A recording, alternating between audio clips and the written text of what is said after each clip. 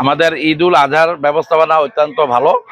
আমাদের বিআইডব্লিউটিএ, আমাদের নৌথানা, কোস্টগার্ড, চাঁদপুর জেলা পুলিশ, আমাদের স্কাউটস, আমাদের ফায়ার সার্ভিস, ইভেন যারা চাঁদপুর ঘাটে বিভিন্ন সংস্থার সাথে জড়িত লঞ্চ মালিক প্রতিনিধি সহ সকলে অক্লান্ত পরিশ্রমের মাধ্যমে আমরা ভালো একটা ঈদ উদযাপন করতে পারছি।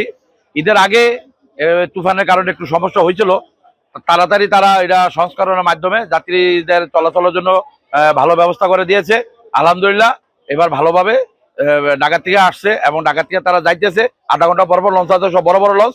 ঈদের পূর্বে আমরা যেভাবে ঘাটগুলো সাজিয়েছিলাম, যেটিগুলো সুন্দরভাবে যাত্রী চলাচল করতে পারছিল, একটা দিয়ে যাওয়া এবং আরেকটা দিয়ে আসা, সেইভাবে আমাদের সিট প্ল্যান করছিলাম।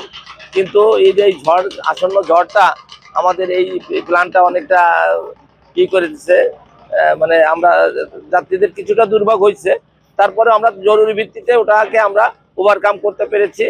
আমাদের মন্ত্রী মহোদয় নির্দেশ দিচ্ছে, চেয়ারম্যান মহোদয় এবং আমাদের ডাইরেক্টররা সব তাৎক্ষণিকভাবে এখানে এসে বিষয়টা অবহিত হয়েই তারা ওই দিনই চলে আসছে, যেভাবে জরুরি ভিত্তিতে করা যায় সেইভাবে এটা করে দেওয়া হয়েছে এবং যাত্রীদের আর কোনো সমস্যা হয় নাই। আর ঈদ পরবর্তীতে এখন তো দেখেন যে যাত্রীরা সুন্দরভাবে চলাচল করতে পারছে।